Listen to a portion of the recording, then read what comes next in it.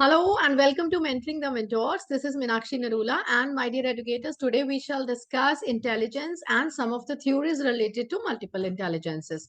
So here you go, my dear educators. As you can see here on the screen,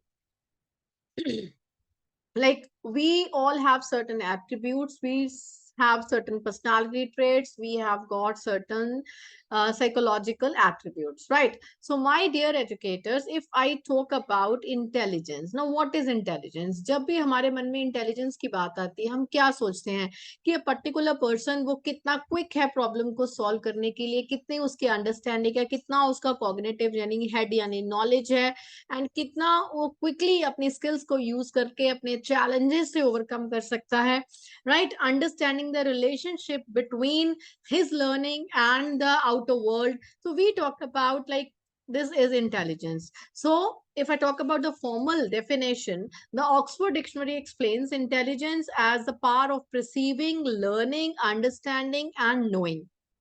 कि what is intelligence? जब हम बाहर से कुछ प्रिसीव करते हैं, we perceive something and we learn. जब हम कुछ प्रिसीव करते हैं, बाहर से हमें नॉलेज मिला, तो obviously we have learned it. Now we have to understand. Understanding कैसे करते हैं? जब हमारी प्रीवियस नॉलेज के साथ उसको कनेक्ट करते हैं, we gather a new information, we gather new knowledge, तो उससे जब हमें पता चलता है, I mean we are knowing also. So ये सारे जो स्टेप्स हैं, दे कॉन्ट्रीब्यूट इंटेलिजेंस. की intelligence is a power of receiving, learning, understanding and knowing. तो ये सब कुछ कहाँ पे आता है? इंटेलिजेंस में.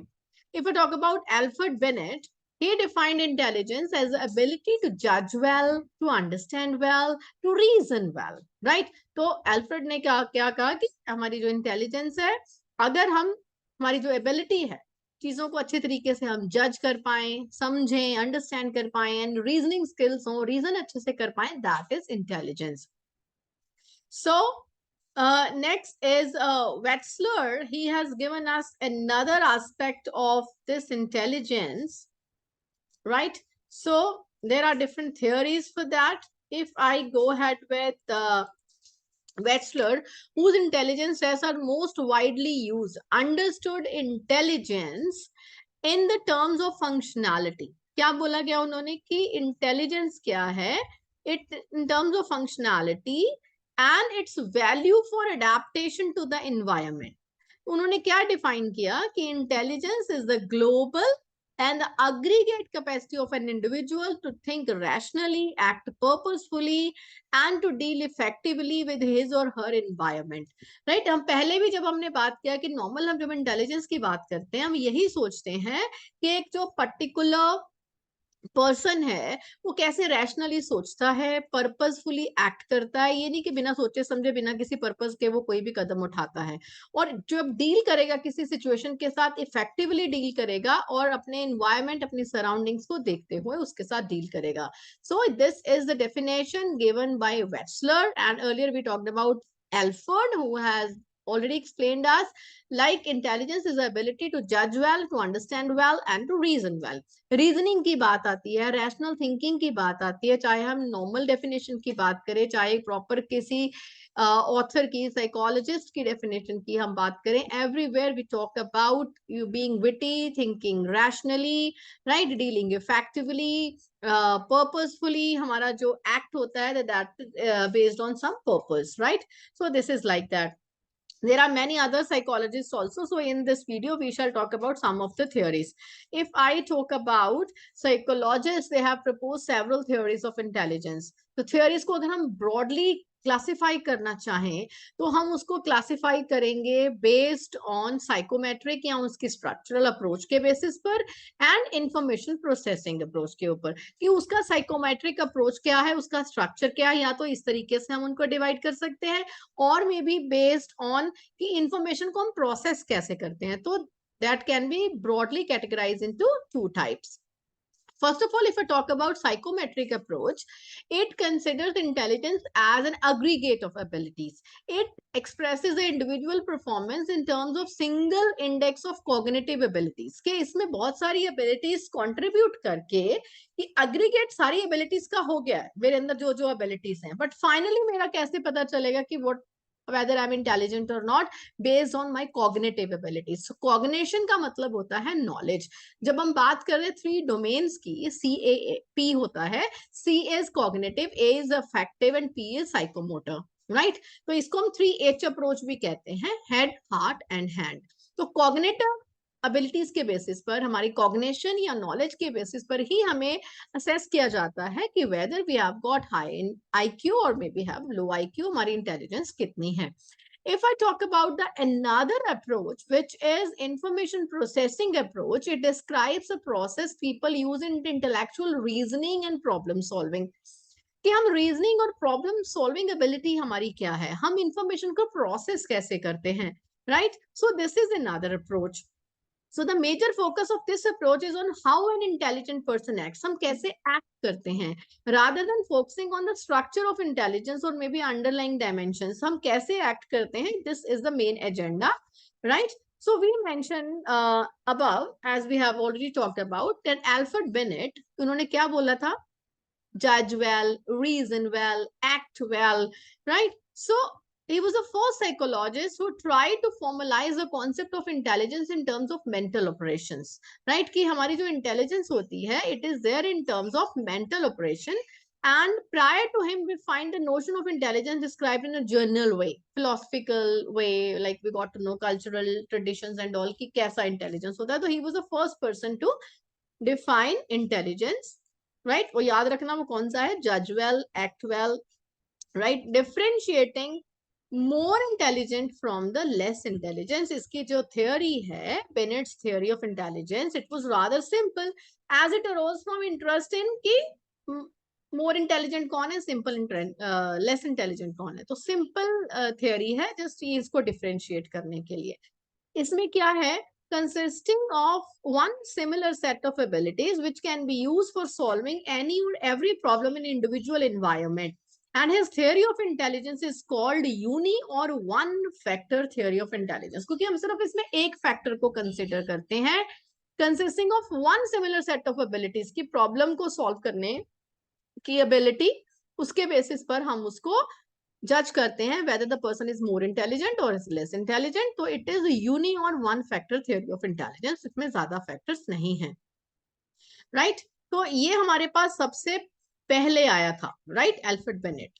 और उसके बाद में we have got here in 1927 Charles Spearman proposed two factor theory. पहले one factor theory Alfred Binet, और उसके बाद हमारे पास आई two factor theory. Now two factor theory proposed by Charles Spearman, he showed that intelligence consisted of two factors. एक है journal factor, एक है स्पेसिफिक फैक्टर, जिसको हम जी फैक्टर या एस फैक्टर से भी डिनोट करते हैं, as you can see here. And G factor का मतलब यानी जो जर्नल फैक्टर है, in includes mental operations which are primary and common to all. सब में कॉमन होते हैं, प्राइमरी होते हैं, तो इसलिए हम उसको जर्नल फैक्टर्स भी बोलते हैं. अगर हम बात करें एस की, एस का मतलब है स्पेसिफिक एबिलिटीज, कि किसी एक पर्सन में उसकी स्पेसिफिक एबिलिटीज, उसकी खास एबिलिटीज क्या है. फॉर एग्जांपल कोई एक्सीलेंट सिंगर है, कोई आर्किटेक्ट है, साइंटिस्ट है, एथलीट्स हैं, तो उनका जी फैक्टर ठीक है बहुत हाई भी हो सकता है, बट जी फैक्टर के एडिशन के साथ साथ उनके पास ऐसी स्पेसिफिक एबिलिटीज यानी एस फैक्टर भी है जो उनका डोमिनेंट ट्रेट है, and that is helping them to excel in the particular domain, right. May be अगर कोई पर्टिकुलर सिंगर है तो उसका एक स्पेसिफिक जो ट्रेट है, स्पेसिफिक फैक्टर है, वो उसका एक डोमिनेंट है उसमें, राइट. एक साइंटिस्ट है, उसमें एक पर्टिकुलर स्पेशल फैक्टर है, स्पेसिफिक फैक्टर, जिसको कि एस फैक्टर बोला जाता है. सो ये हमारे पास आई एक सेकंड थ्योरी जिसमें हमने टू फैक्टर्स की बात की. एल्फ्रेड बिनेट में हमने बात की ओनली वन फैक्टर के बारे में.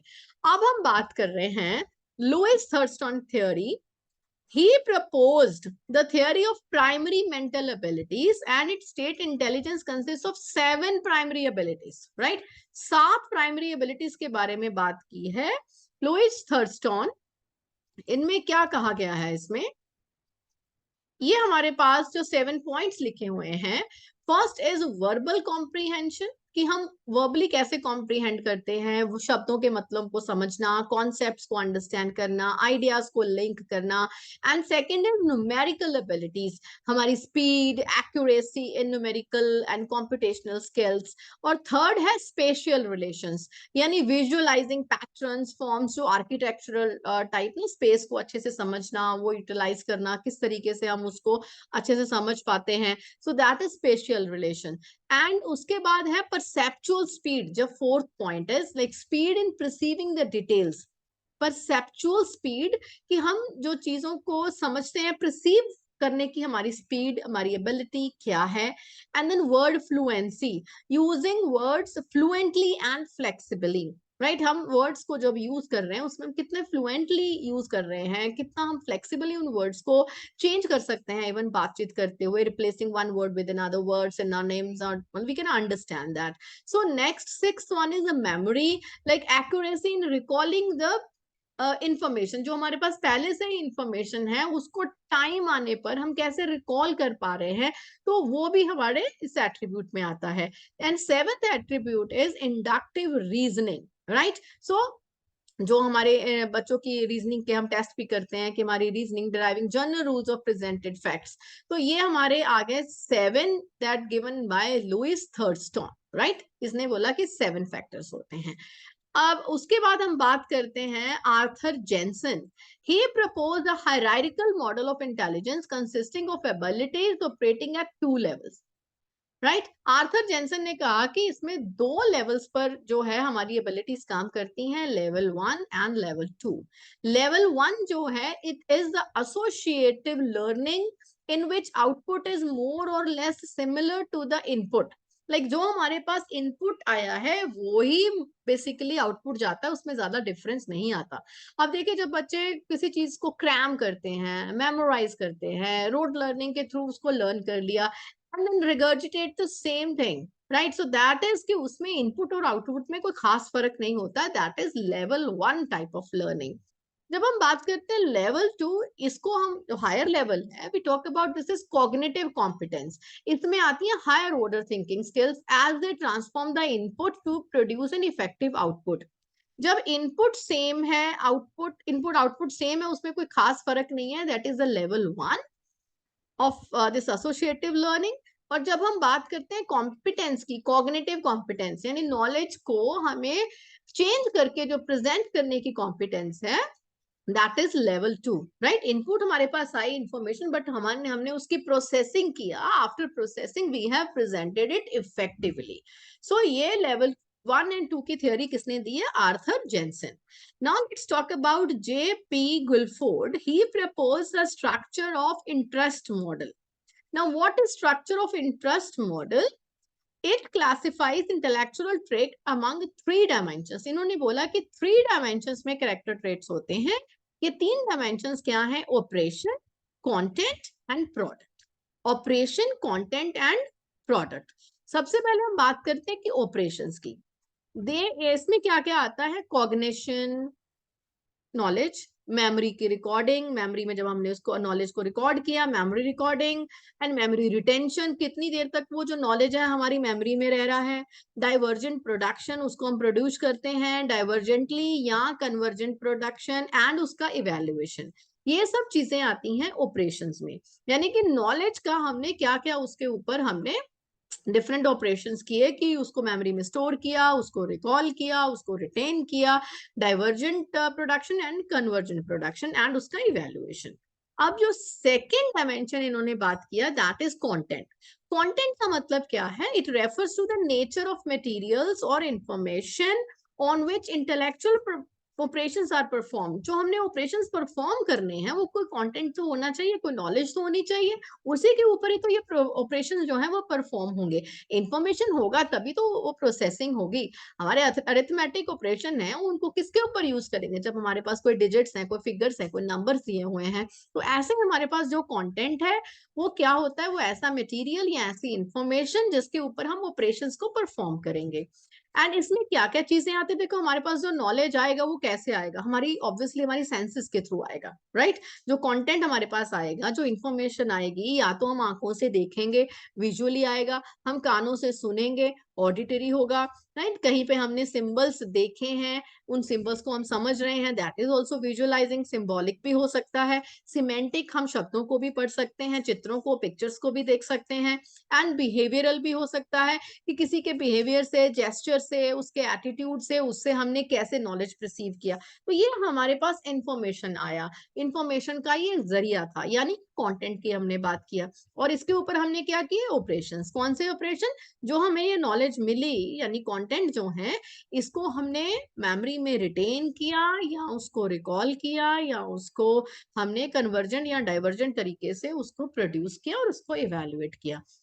आई am now coming to the product. अब आपके हिसाब से प्रोडक्ट क्या होना चाहिए? ऑब्वियसली, जब प्रोडक्ट क्या होता है, it refers to the form in which information is processed by the respondent.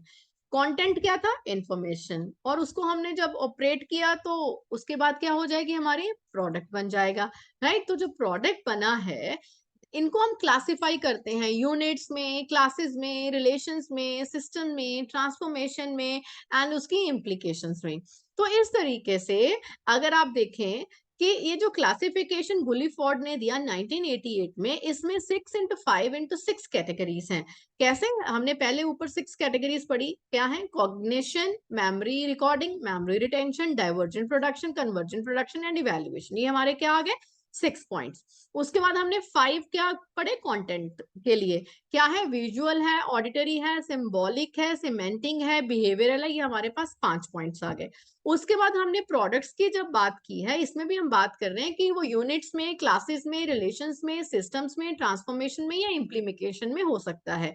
तो इसका मतलब इसमें डिफरेंट डायमेंशंस आ गई हैं। 6 इंटू 5 इंटू 6, अगर इसको मल्टीप्लाई करते हैं, 180 सेल्स हो जाते हैं डिफरेंट डायमेंशन में। So each cell is expected to have at least one factor or the ability. So some cells may have more than one factors also. So each factor is described in terms of 3 dimensions. हर एक की कितनी dimensions है? 3। एक factor की 3 dimensions है। कौन सी dimensions है? हमने अभी स्टडी किया है। कंटेंट है, ऑपरेशन है, एंड प्रोडक्ट है, राइट? तो ये हमारे पास इतनी हमारे पास थ्योरीज आ गई हैं। And in the next video we shall discuss theory of multiple intelligences. That is the most famous theory everybody is using nowadays, schools, colleges, psychologists, everybody uses it, right? हम अपने क्वेश्चन पेपर पे design करने के लिए we talk about the theory of multiple intelligences. Assessment की बात करते हैं, पेडागोजी की ट्रेनिंग होती है, आर्ट इंटीग्रेशन होता है, हर जगह पर हम क्या बात कर रहे हैं? Multiple intelligences. So in our upcoming video we shall discuss in detail our favorite theory on multiple intelligences given by Howard Gardner. So stay tuned to Mentoring the Mentors. Have a nice day.